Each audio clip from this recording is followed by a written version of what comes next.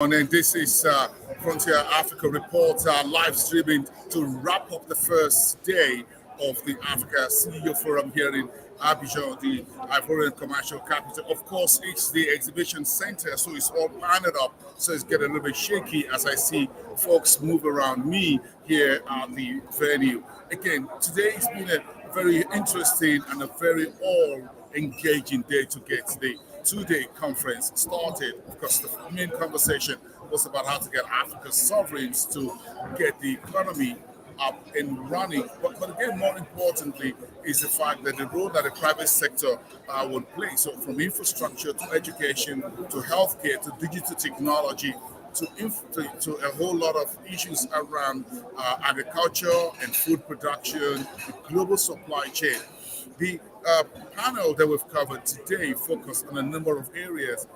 Again, looking at how to transform Africa's economic ambitions to actionable results. That was discussed at a particular one of the panels. But of course, you've got the president of Ghana, Nana Akufo-Addo, who was at one of the panel, including Nigeria's vice president, Professor Yemi Osinbajo, as well as the head of the International Finance Corporation, a couple of big names within the business community in Africa and around the world, all of them talking about the need to get industrialization of the African continent, the need to get youth to employ, we need to fast-track energy and transformation, including electricity and other form of gas and oil and what have you.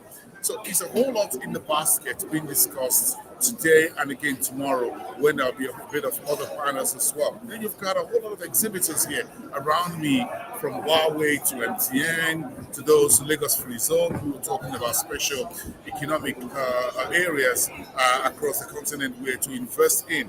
We have a few country specifics which will be having specific meetings with investors: Senegal, Gabon, the DR Congo, and of course the host country, Cote d'Ivoire itself.